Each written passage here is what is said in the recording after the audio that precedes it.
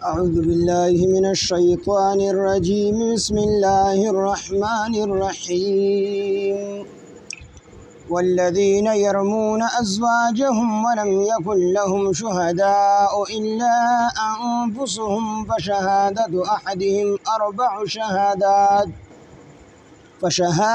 أحدهم أربع شهادات بالله إنه لمن الصادقين ولخامسة أن لعنة الله عليه إن كان من الكاذبين ويدرأ عنها العذاب أن تشهد أربع شهادات بالله إنه لمن الكاذبين ولخامسة أن غضب الله عليها إن كان من الصادقين ولولا فضل الله عليكم ورحمته وأن الله تواب حكيم صدق الله العظيم رب اشرح لي صدري ويسر لي أمري واحلل عقدة من لساني يفقهوا قولي رب زدني علما سبحانك لا علم لنا إلا ما علمتنا إنك أنت العليم الحكيم سورة نور اتلسم سپارہ آیات نمبر 6 والذين يرمون أزواجهم ولم يكن لهم شهداء إلا أنفسهم فشهادة أحدهم أربع شهادات بالله إنه لمن الصادقين. دي آیاتونو مبارکو کې الله تعالی یو خپل خاص حکم جکم دی هغه ذکر کوي او د حکم د لعان ویل شي. حکم د لعان خپل معنی ده په یو بل باندې لعنت او غضب غوښتل د الله تعالی او د شریعت په اصطلاح کې لعان ویلی شي د خزه او د خاون یو خاص قسمه قسمونه ته چې خزه او خاون دا یو خاص قسمه قسمونه اخري د جګم دی لعان ویلی شي. لعان د دینه مخکې جګم دی احکامات ذکر شو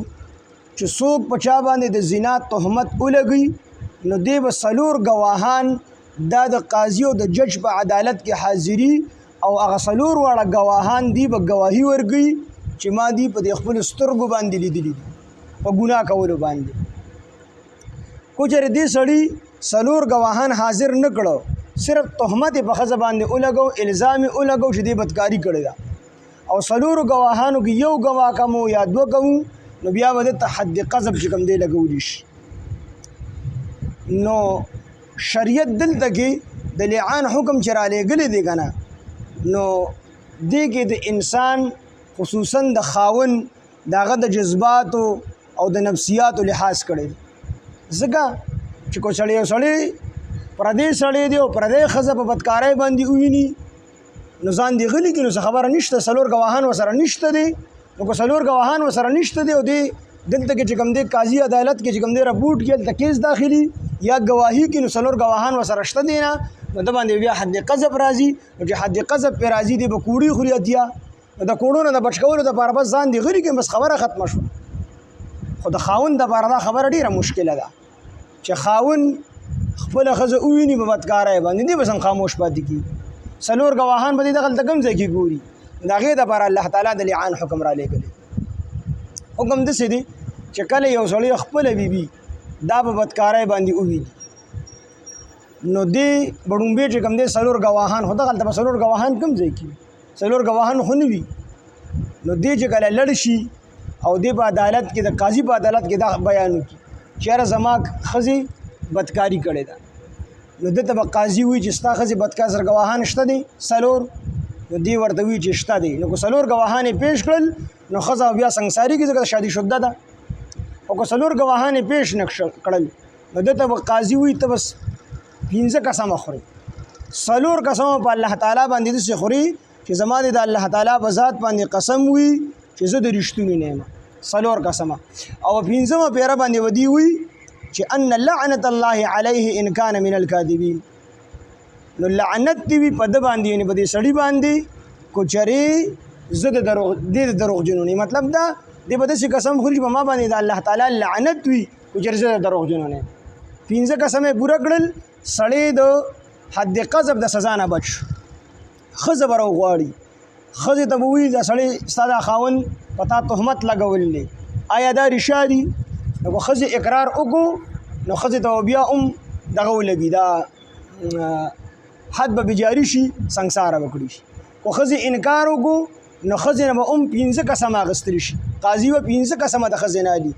او 4 پیرې به دا قسم خوري چې زما د الله تعالی په ذات باندې قسم وي چې زما دا خاوند د دروغجنو نه دی دروغ وي په ما باندې 4 په 15مه پیره باندې به دا وي چې ان غضب الله علیها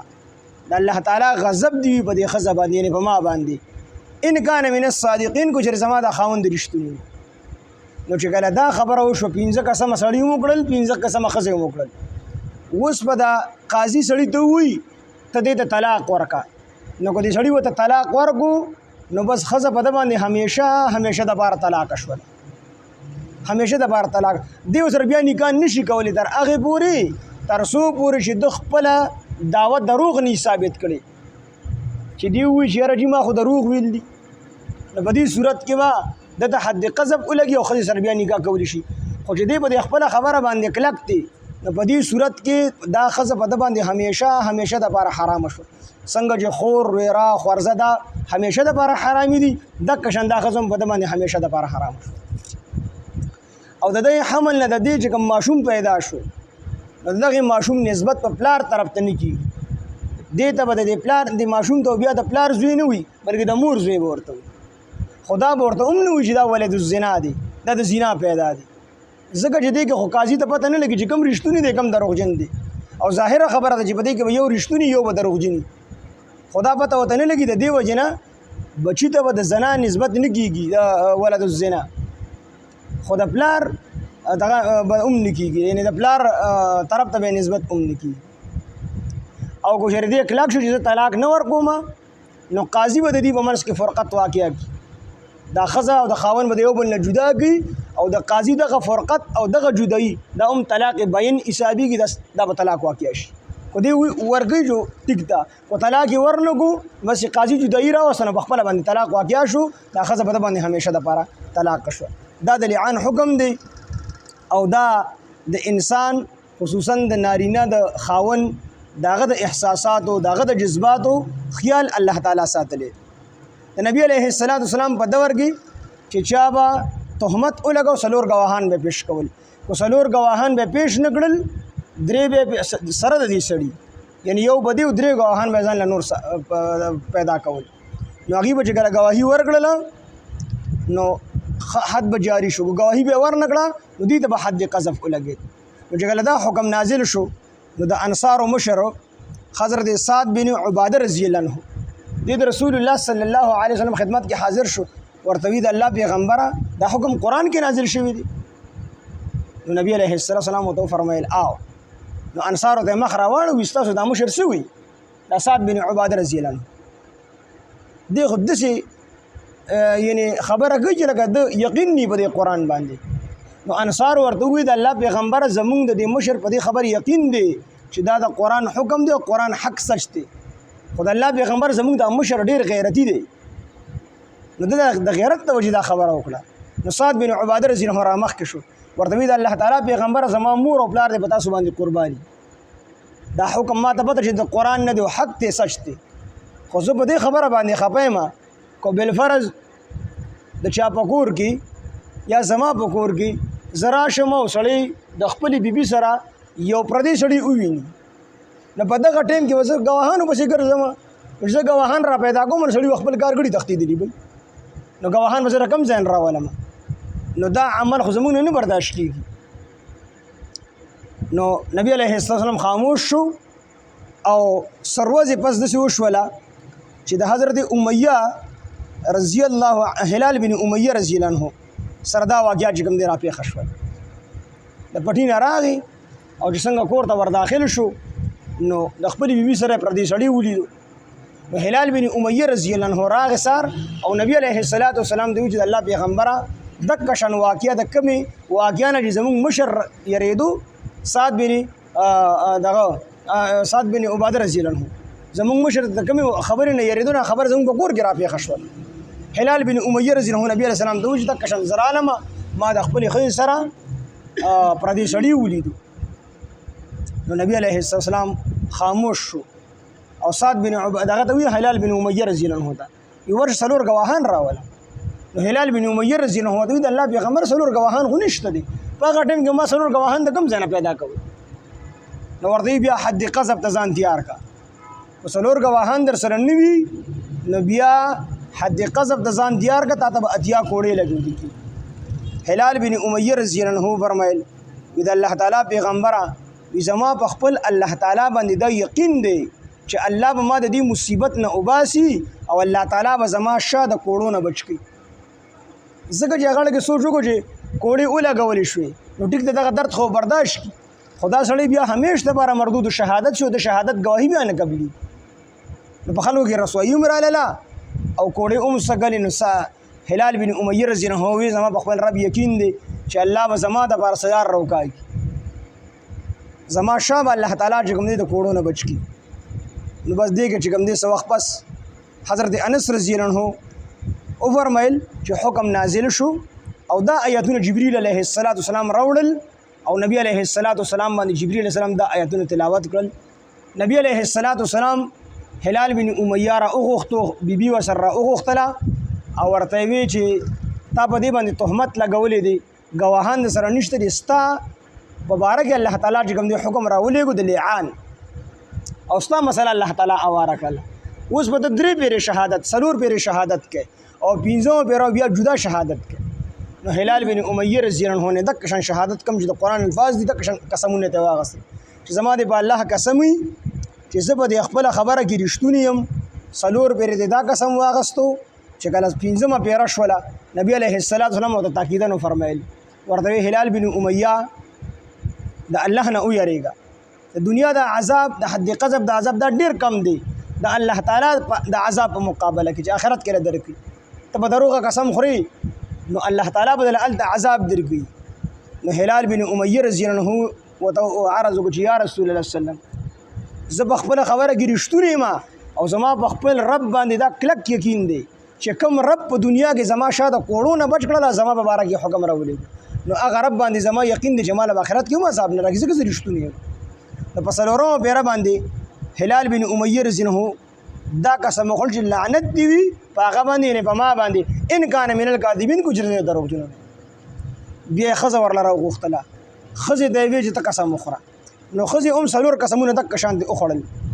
چې زما دی په الله قسم وي چې زما د خوند دروغجن سلور قسم اخړل او چې پنځم قسم شو نبی علیه السلام دې تم تاکیدانو فرمایل چې ګوره ووره د دنیا د عذاب ډیر کم دی د خلکو مخکې د رسوي ډیره کمه ده د الله تعالی د عذاب په مقابله کې دا خزه خپل نیولې غونډه کې شوله سوچ کې پرې وتله لږ ساعت پسې وي زه خپل خاندان نشم شرمولی د پنځمه پیره باندې دا چې په ما باندې د غضب وي د الله تعالی چې زما چې ان کان من الصادقین کو چې زما د خاون کو زما د خاون رښتیا وي نو په ما د الله غضب وي بیا نو دا قسم یې دوه د نارینه مبارک الله تعالی پنځمه پیره باندې وي چې دې بده شي قسم خوري چې په ما د الله تعالی لعنت وي او د خزې مبارک وي چې په ما د الله تعالی غضب وي دې کې اشاره دی خبره ده چې د خزې د لعنت نه یریږي بس هر ټیم په خپل باندې لعنت او پلانګي دي لعنت دی بډینګي دي لعنت دې د غضب د الله تعالی نه یریږي نو د دې وجه نه د خزې مبارک فرمایل چې دی وي په ما د غضب وي د الله تعالی الله د غضب نه یریږي نو دا حکم د لعان په دې کې بیانې دې بارے کې نور واقعات دي د شان نزول کې خو بس دا یو واقعیا پوره ده ځکه چې شان نزول سره دا آیات دا کسر خاص کیږي نه صرف دا وجه دا واقعیا د وجه کوم دی نازل شي وي نور د دې حکم چې کوم دی عام وي حکم عام دی والذین هاکسان يرمون اجدي الزام لګوي ازواجهم بخبل بیبیانو باندې ولم یکن لهم او نوی د دوی سره شهدا او گواهان سلور الا انفسهم سوا د خپل ځانونو نه د دې سره سوا د خپل ځانونو نه نور گواهان نوی صرف دی گواهی نو فشهادت نو پس شهادت احدهم هر یو د دوی نه 4 شهادات بالله سلور شهادتونه یعنی سلور قسمونه بخوري په الله تعالی باندې انه لمن الصادقین او دا به وي چې انه چې بېشکه هغه لمن الصادقین زه د رښتونو نه یم چې هغه د رښتونو نه دی یعنې زه د رښتونو نه یم ولخامسة او بینزو بیره باندې به وي چې ان لعنت الله چې بېشکه لعنت د الله تعالی دی وي علیه په هغه باندې یعنې په ما باندې ان کان من الکاذبین که چېرې دی د دروغجنو نه وي یعنې زه د دروغجنو نه یم ویدرؤ او دفع کوي عنها د دې ښځې نه العذاب عذاب د دنیا یعنې کوړې یا سنګسارول کوړې نه سنګسارول ويدرأ او دفع کوي عنها د دې ښځې نه العذاب د دنیا دا عذاب دا رجم کول ان تشهد دا چې گواهي ورګي دا ښځه 4 شهادات بالله سلور بیرې گواهي په الله باندې نه سلور بیرې قسم وخوري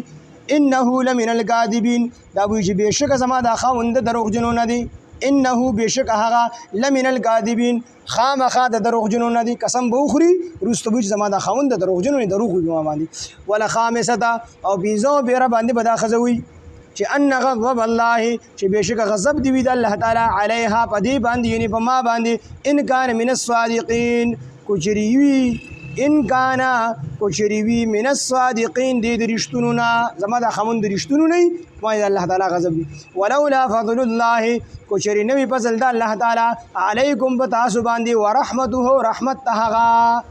نو لعان به نو نازل کړي حکم د لعان به نو نازل کړي نو د الله تعالی فضل دی او رحمت دی بتاسو باندې چې حکم د لعان نازل کو وان الله بیشک الله تعالی تواب توبه قبل انکی حکیم او خاوند حکمت دی والذین هاکسان یرمون جدی الزام لګوي ازواجهم بخبل بیانو باندې ولم یکن لهم او نبی د دوی سره شهدا او گواهان الا انفسهم سوا د خپل ځانونو نه صرف دی گواہی فشهادت احدهم فشهادت هر یو د دوینا 4 شهادات بالله دا وسلور شهادتونه خو په الله تعالی باندې سلور قسمونه بخوري په الله باندې انه لمن الصادقین دی بوي چې انه بشک هغه یې نزو لمن الصادقین خامخا د رښتونو نه دی د رښتونو نه ما ولا خامسه دو بنزو بیره بوي چې ان لعنت الله بشک لعنت الله تعالی علیه پد باندې دی ان کان من الکاذبین ګچری دی د دروغجنو نبی ويدرأ او دفع کوي عنها د دې ښځې نه العذاب عذاب د دنیا یعنې سنګسارول رجم کول ان تشهد په دې صورت کې چې دا گواهي ورګي چې 4 شهادات بالله سلور گواهان په الله تعالی باندې یعنې سلور پیری قسمونه خوري په الله باندې انه لمن الکاذبین چې بېشکه هغه د دروغجنو نه دی یعنې زما خاوند د دروغجنو نه دی ولخامسة او پنځمه پیره به دا ښځه وي چې ان غضب الله بېشکه غضب د الله تعالی دی وي علیها په دې ښځه باندې یعنې په ما باندې ان کان من الصادقین کو چې زما دا خاوند د رښتونو نه وي ولولا فضل الله کو چېرې نه وي فضل د الله تعالی علیکم په تاسو باندې ورحمته رحمت هغه نو حکم د لعان به نو نازل کړي وان الله بېشک الله تعالی تواب توبه قبلونکي حکیم او خاوند حکمت دی سبحان الله وبحمده سبحانك اللهم وبحمدك نشهد ان لا اله الا انت نستغفرك ونتوب اليك سبحان ربك رب العزه عما يصفون وسلام على المرسلين والحمد لله رب العالمين